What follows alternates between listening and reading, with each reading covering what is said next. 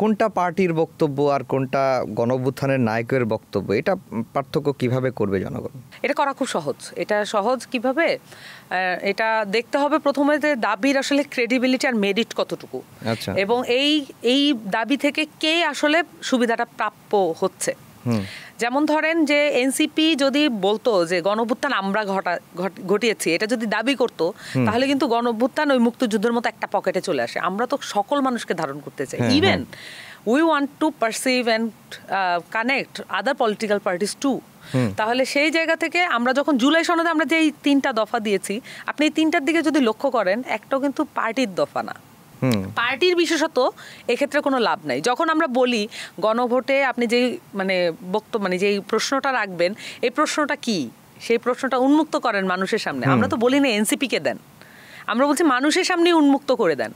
সেক্ষেত্রে তখন এই যে নোট অফ ডিসেন্টগুলো কি ওই প্রশ্নের মধ্যে থাকবে? তখন তো আমার মাথায় চিন্তা থাকে কি, একটা পঞ্চগড়ের একটা থানার একদম ওয়ার্ডের একটা লোক, একটা প্রান্তিক লোক কিভাবে এই নোট অফ ডিসেন্টের এই কারিগরি বুঝবে? তাহলে তার জন্য আমার তো জীবনটা সহজ করতে হবে, তার জন্য সংবিধানটাও সহজ করতে হবে।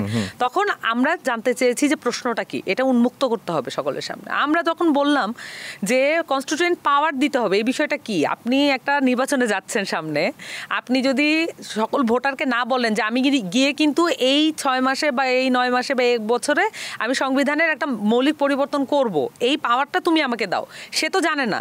সে কিন্তু আপনাকে এই যে কারেন্ট সিস্টেম, এই সিস্টেমে ভোট দিচ্ছে কি আপনি পাওয়ারে গিয়ে তারে হয়তো ব্রিজ কালভার্ট করে দিবেন, কিন্তু সংবিধান পরিবর্তনের যে একটা গুরুত্বপূর্ণ দায়িত্ব, এটা তো ব্রিজ কালভার্টের মতো না, এরকম মার তক্তা এই টাইপের তো বিষয় না। এখন বিষয়টা যেটা দাঁড়াচ্ছে যে আমরা যখন এই দাবিগুলো দেই, তখন আপনি দাবির মেরিট এবং এটা কাকে সার্ভ করে, আমরা প্রত্যেকটা দাবির মধ্যে আমরা দেখতে পাচ্ছি যে আসলে মানুষকে সার্ভ করার বিষয়টা আরো বেশি জরুরি।